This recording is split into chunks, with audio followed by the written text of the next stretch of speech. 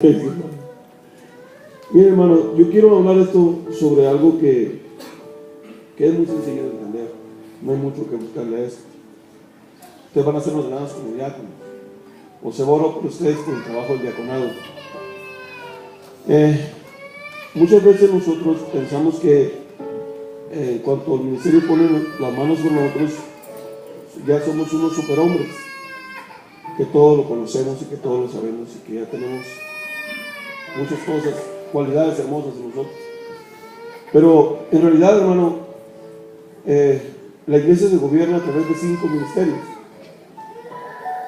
El apóstol Pablo le dice a los Efesios que hay 5 ministerios, es el gobierno de la iglesia.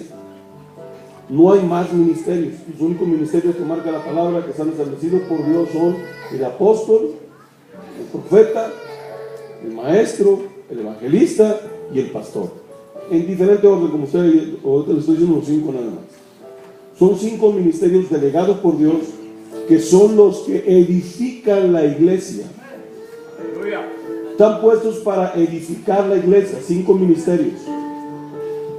Los demás, vamos a llamarle ayudas o diáconos o comúnmente como se llama ministros, como se hace muy referencia a la palabra ministros ordenados.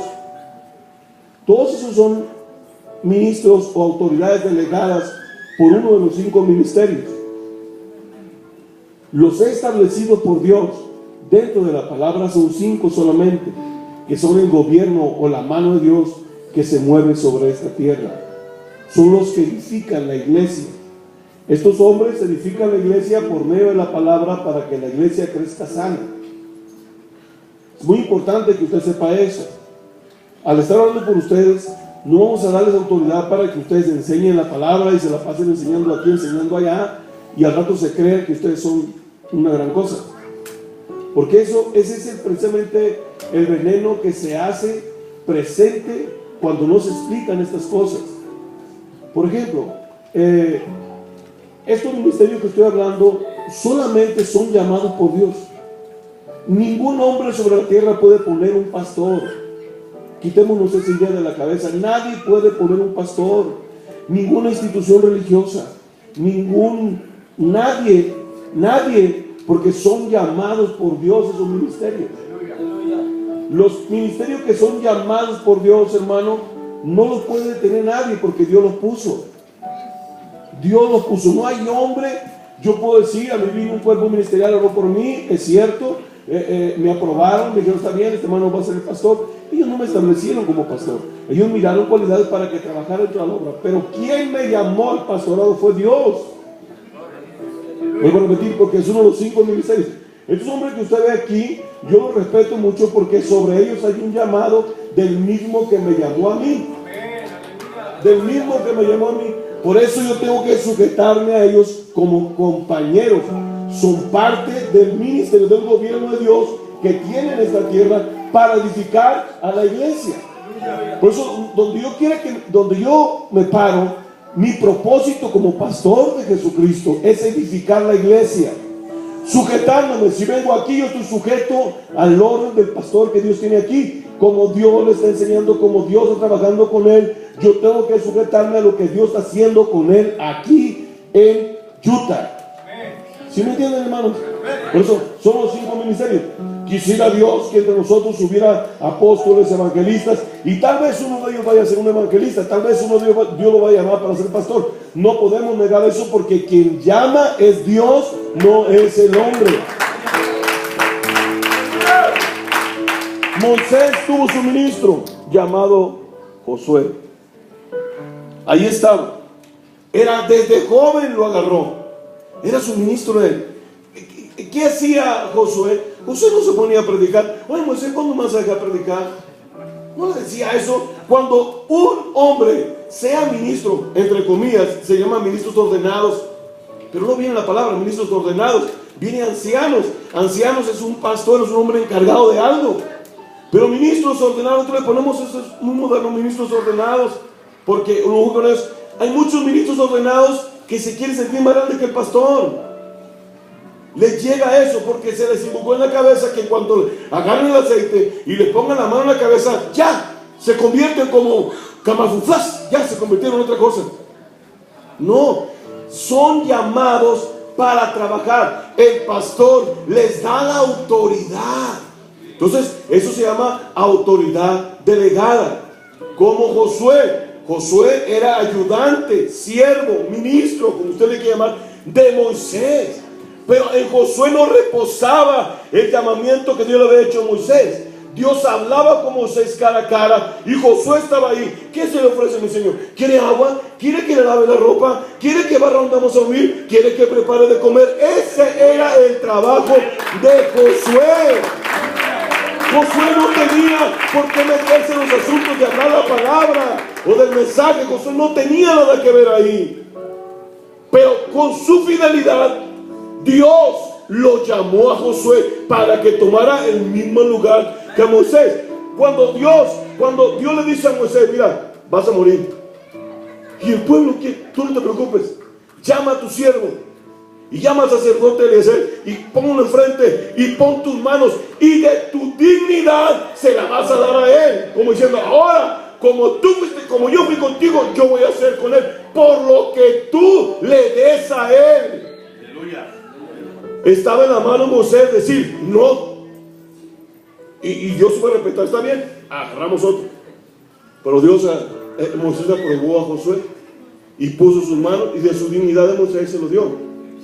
Hoy actualmente, en este tiempo de la iglesia, del Espíritu Santo y de todo este mover de Dios en nosotros, ahorita es muy fácil. Antiguamente era bien difícil decir que Dios hablaba, hermano.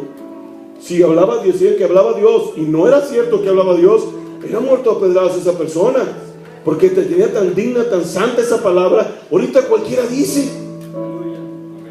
Dios me habló, aunque sean mentiras. Dios me habló y luego el pueblo se divaga. ¿Cuántas divisiones no ha habido con ministros inconformes con el pastor? Muchísimas, hermano, y les va a seguir habiendo. Pero ¿saben por qué? Cuando una iglesia no está enseñada como es enseñada, se levantan hombres porque uno mismo le da esa autoridad. ¿Sabe quién es el único que puede predicar aquí? Es más, que debe de predicar todo el tiempo y que nadie se tenga que enojar. ¿Quién cree que es? El pastor. Pero el pastor, con su corazón noble, predícanos, hermano fulano, y predícanos, hermano sultano. ¿Y sabe qué es lo que pasa muchas veces con esa forma de pensar de nosotros? Ponemos a predicar al hermano sultano, al hermano perengano, y entre ellos mismos, no, yo predico mejor que aquel, ¿por qué no me pasa a mí? Y empiezan las rivalidades y los problemas. Pero debemos de entender que Dios no nos trajo. Ninguno de los ayudantes de mi hermano está puesto para predicar la palabra aquí. Quien está puesto para predicar la palabra es el pastor. Y lo mismo en todas las congregaciones. Quien lo puso a usted fue Dios. No lo puso ningún hombre. A usted también no lo puso ningún hombre. Son pastores llamados por Dios. Usted tiene la responsabilidad de predicar la palabra en su congregación. Nadie más. Si usted le da facultad a algún hermano y ese hermano se siente más grande que usted, va a tener problemas al rato. Yo los he tenido, se los digo por experiencia. Por lo mismo que hemos visto ya cuando vamos a orar por un ministro ordenado, en cuanto le ponemos la mano, sienten como que ya son diferentes. ¿De veras? Como que por arte de magia en ese momento, ¡pum!, cambia todo. Siguen siendo los mismos. Y tiene que sujetarse igual. ¿No les ha pasado, pastores, que en sus congregaciones hay ministros que les reclaman porque no los ponen a predicar? ¿Sí o no? Sí, bueno, como hermano Fernando, gracias a Dios. Pero hay ministros, no pasa que ministros. ¿No pasa con ustedes? A mí sí me pasa. ¿Sí? ¿Por qué no me pasa a predicar? Pastor, ¿qué no me está predicando usted? ¿Por qué no predico yo? Yo también tengo mensaje. A mí también Dios me habla. Me levanto a las 2 de la mañana, el Espíritu me mueve y me pongo a orar y me da un mensaje. Y a ratitos son más espirituales hasta que el pastor. De veras, hermano. Por eso, por esa mala enseñanza, que todo el mundo quiere hacer lo que quiere hacer. Ya se sienten que son dioses ellos también. Sienten que son pastores también. Hay iglesias donde hay 3, 4 visiones. La visión del pastor no es correcta, la mía sí. Y se levanta y me dice, no, pero tú también consigo. Y el pastor, yo también tengo visión, porque a mí también Dios me habla. Y es un revoltijero de problemas. Y se hacen problemas y problemas. ¿Y sabe por qué? Porque no hemos aprendido que el única persona o el hombre que Dios escogió pues es el pastor de los 5 ministerios, no hay más. Si hubiera un apóstol, si hubiera un profeta, un evangelista, bueno, pues demuéstralo por su fruto de trabajo, que es lo que dice que es.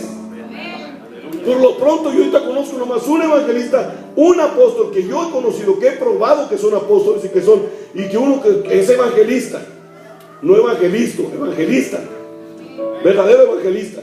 Yo conozco 2 personas. Un apóstol, es un anciano que ya partió con el Señor, que él podía estar enfrente de cientos de pastores, tenerlos sentados ahí. Yo estuve sentado enfrente de él y podía estar predicando 10, 12 horas. Y sabe una cosa, yo me alimentaba, ni siquiera sentía deseo de moverme porque me cansaba nada, porque el Espíritu me hablaba a mí como pastor a través de ese vaso. Y evangelistas, hermano, evangelistas, mi cuñado, gracias a Dios, mi cuñado, el hermano de mi esposa, tiene donde quiera que se para, levanta obra. Es la gracia, es el llamado que tiene. Y no se queda como pastor, y se levanta obra y se queda. Michoacán, la obra en que yo estoy, él la levantó. La obra en que yo estoy pastoreando la levantó. En Mexicali 4 obras levantó. Y grande la congregación. Y en mi caso 2 años, ese es un evangelista. Y no anda viendo, se va. Guerrero, el estado, 2 obras en el estado de Guerrero. Michoacán, 1 obra en el estado de Michoacán. Obras levantadas con pastor y todo, congregación. Y se va. Y el hermano sencillo como si nada. Aleluya. ¿Por qué? Porque ese es un evangelista, no es un evangelista. No es el que se la pasa en las iglesias predicando como evangelista. Ese no es evangelista. Es un predicador que va y predica y tiene unción nada más. Es todo. Pero no es evangelista. Demuestre por su ministerio qué es lo que es. Amén.